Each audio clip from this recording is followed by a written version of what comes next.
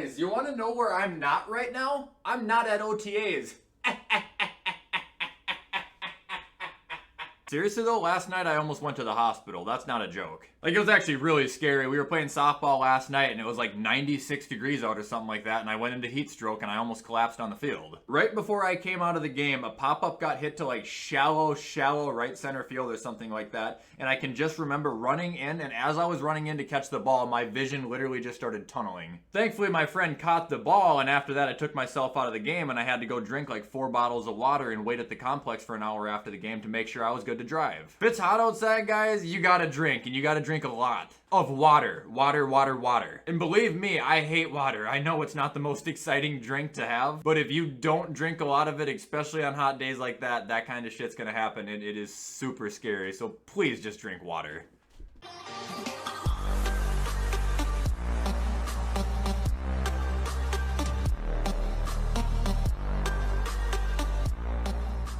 Alright, what is up guys, and welcome back to another episode of All About Anything, basically. Well, not basically, this is All About Anything, but it's going to be kind of a beta for it, to see what we do and what we don't like. For any of you guys who are wondering where All About Anything has been or what it is, it's basically just a video where I talk about anything. And the reason it left is because I felt like the videos were incomplete for a number of reasons. One of the biggest reasons being that my background was, I fucking hate this fucking desk, dude. Anyway, one of the main reasons I didn't like All About Anything was because my background was just a black curtain covering a white brick wall. I know a background doesn't seem like it's a big deal, but when I'm talking in situations like this, I definitely think you guys deserve to have a more appealing background than a prison cell. But yeah, in today's video, I'm going to be going through a list of several different topics, most of them, if not all of them, revolving around sports this time. And one quick thing right before this video starts, go over to gfuel.com and use code WyattzWorld. You'll save yourself a discount on any G Fuel products. Today I'm drinking the grapefruit flavor. I'm pretty sure they vaulted it. I don't know. G Fuel, you probably don't watch my videos, but if you do, bring this back right now. So, when talking about the NBA, I don't know nearly as much as I do about the NBA like I do baseball and football. But I've started watching the NBA this last year actually very closely, and I've been really enjoying it, other than the fact that the Timberwolves were ass. But I couldn't help but notice that for the first time in how long, we're gonna finally have a championship game that doesn't have anything to do with LeBron James or Steph Curry. LeBron James. To me, that's money to me, and to a lot of people that's gonna be the opposite. A lot of people are going to be like, oh, you know, that LeBron brings in the revenue, Steph Curry brings in the revenue, they all bring in the views, the viewership, the TV. Very, very true. But no matter what, the NBA Finals games are going to sell out, and to a casual fan like me, I'm tired of watching the same fucking teams face off every single year, so this is good. Now, as far as who I want to win the championship, right now at least, is the Suns. And I don't really have a ton of backup as to why I would support the Suns, more so just because they have Chris Paul and I think it'd be cool for him to get a championship. And the Suns took out the Lakers, which is probably the biggest thing to happen until someone takes out the Nets, if someone takes out the Nets. Probably won't happen, the Nets will be in the championship, it's just a matter of against who.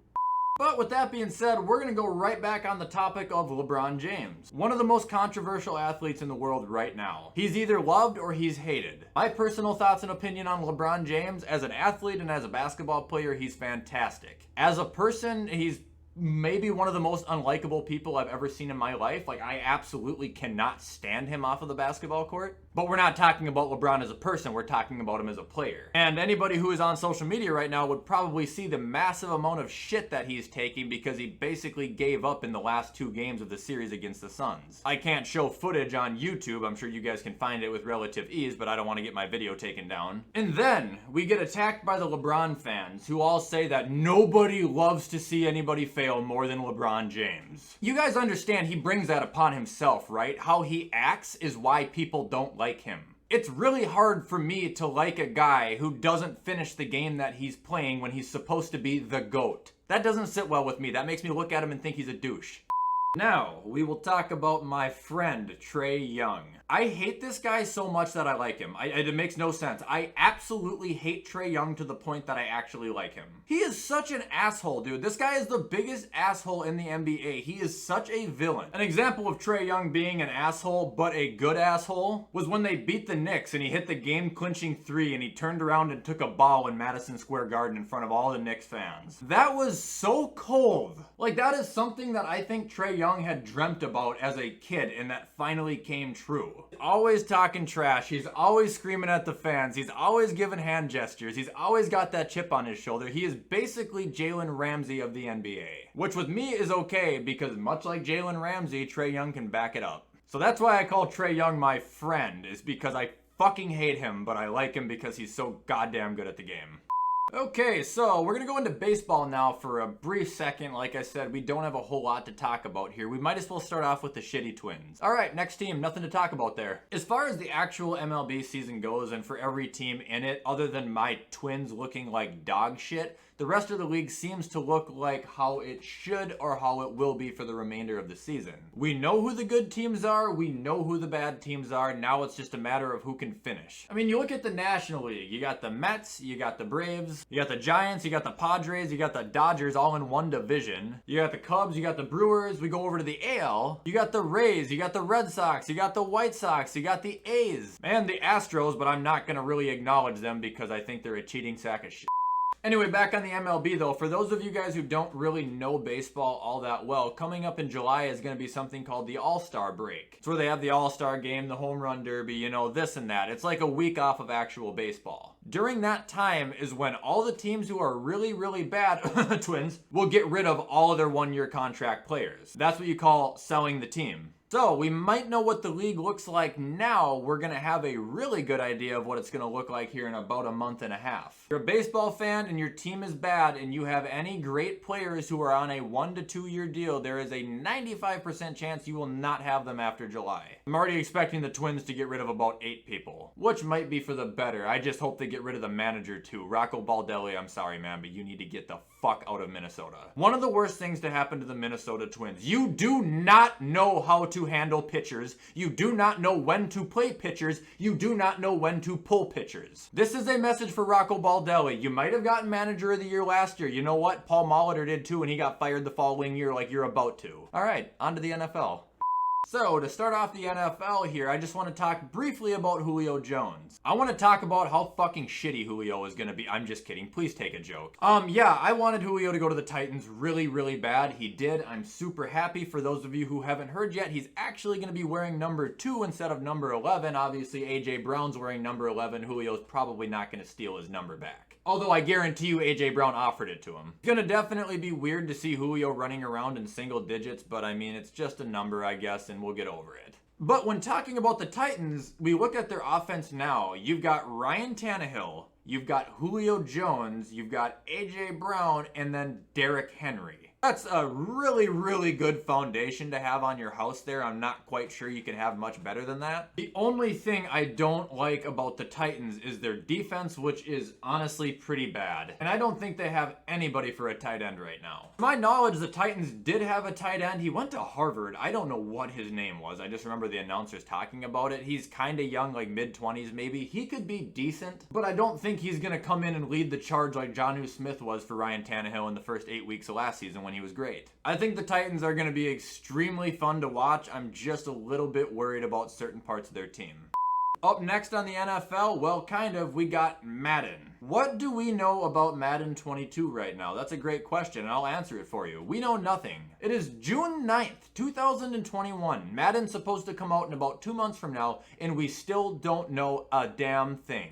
For anybody that hasn't seen it, I had a tweet that went viral about my prediction saying that I think it's supposed to be Aaron Rodgers on the cover, but they don't know what the hell to do with it. Yeah, I know, 10,000 people have stolen that tweet and not given me credit for it. I'm used to it. I love it. I'm not verified on anything, so everybody just steals my shit. So, I have heard 2 very, very, very small things about Madden that give away almost no information at all, but it's something. 2 days ago, I think it was, Madden went live on their Twitch, and if you were in that Twitch channel, then you would have received access to sign up for registration. They didn't specify what the registration was. I'm sure it's just a beta for the game, which is very, very good that the beta is coming because that means the game will probably be ready on time. but they're not revealing the game, and I am convinced at this point because of the cover. And that's the second piece of information I've heard about the game. The EA Sports guy, I don't know his name, but whoever runs the show over there, or the Madden guy, he came out and said that the cover is going to be different than we've ever seen before. I don't know what the hell that means. Is he going to put an O lineman on there? Is he going to put a D lineman on there? Is he going to do an O lineman on the front, a D lineman on the back? Is he going to have Josh Allen and Stephon Diggs fucking celebrating in the end zone? Is he going to have Aaron Rodgers wearing a jersey of the Packers and the Broncos? We don't know what that means. But it's going to be different, apparently, which is always good when it comes to Madden, because different is something Madden hasn't given us in 10 fucking years.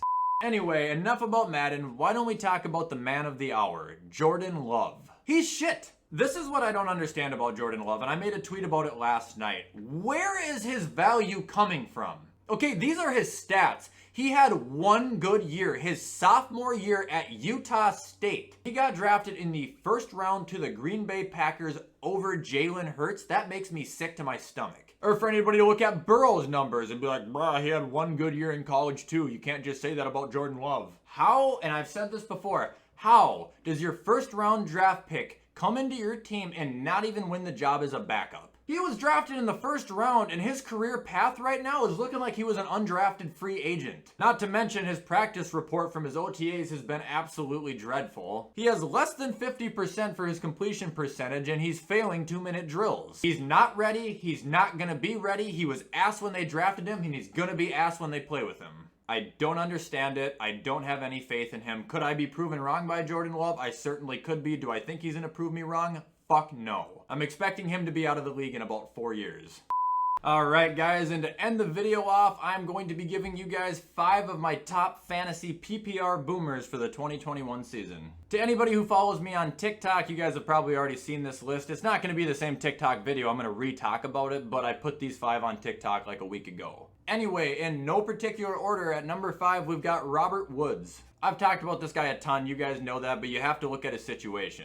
Already a fantastic receiver, he's getting a quarterback who's 10 times better than Jared Goff. Cooper Kupp, by the way, is going to have a big year too, and I think Higbee might as well, if he's still on the Rams, that is. But Robert Woods especially, I see him linking up with Matt Stafford a ton. Number 4, we got Joe Mixon. Now, a lot of people aren't going to see this guy as a first-round draft pick. That is incorrect. Depending on the situation you're in and the league you're in with how many people, Joe Mixon can very well be a late first-round draft pick this season. When the guy has played, he has always been really good, especially in fantasy. The only thing other than injuries that is taken away from him was Giovanni Bernard catching all of the passes. Cincinnati's now got Mixon. They've got a healthy Mixon. He's not just going to be the primary running back, but he's going to be the receiving back as well. If you're in fantasy football and you're in the late first round or early second round and you don't have a running back, I'm telling you right now, take Joe Mixon. Number 3, we've got Odell Beckham, and I literally said this because he is just due for a big year. I don't have any other information on why he would be good. I just think he's going to be good because he's due. Been in Cleveland for 3 years now, man. I know you got hurt last year, but it's time to wake up. You got to do something now. You're Odell Beckham Jr. Remember who the fuck you are. Up next at number 4, and I typically don't ever do this, but we've got Kyle Pitts. You need a tight end, you need a receiver, you need to take Kyle Pitts. I don't expect him to be around in leagues past the 3rd or the 4th round, especially now that Julio Jones is gone. There's no way a guy that is this big, this fast, this strong fails. Matt Ryan's gonna look at Kyle Pitts the same way he looked at Julio, except Kyle Pitts can play 2 different positions at the same fucking time. He is going to be a rookie who is treated like a veteran. Number 5, we've got Scary Terry. Terry has always been good in fantasy the 2 years that he's been in the league. This is not a knock on Terry at all, but this is more of a knock on Dwayne Haskins and Alex Smith. Okay, Dwayne Haskins was hot ass. Alex Smith, I love him to death, but he was super limited, barring he got hit too hard, his life could have possibly ended. They've got Ryan Fitzpatrick now. You guys know who that is. I've said that before too. Ryan Fitzpatrick doesn't give a shit about his job. He knows that he's going to be there temporarily, probably just 1 year. Ryan Fitzpatrick is going to be throwing bombs. Logan Thomas, Curtis Samuel, Terry McLaurin, Antonio Gibson, JD McKissick, all of those guys are going to pop off this year. Washington is going to be really good, but I especially like Terry. You get those fast deep threats and Fitzmagic likes what he sees, he is going to light the bomb and he's going to throw them. Whether it blows up in your face or not, I don't know. We won't know for about 10 seconds as the ball's in the air, but more times than none it seems to come down and be in his favor. How many times do we see a quarterback who's 38 years old and he just keeps restarting his career every single time he goes on a new team? Alright guys, and that is going to be all for today's video. I continue to plan on tweaking this, just so you guys know. I actually plan on making it like a multiple day project. If you guys like this video, you already know what to do. Hit the thumbs up, hit the subscribe button, turn your notifications on, guys. I try as hard as I can to post every single day. For those of you who haven't heard, I did open up a P.O. box, so anybody who would like to send me something, I will absolutely open that on camera when I get enough packages. As far as that stuff goes though, guys, I'm gonna hop off and get this baby edited so you guys can watch it on time. I hope you all have a fantastic rest of your day, and as always, I will see you in the next video.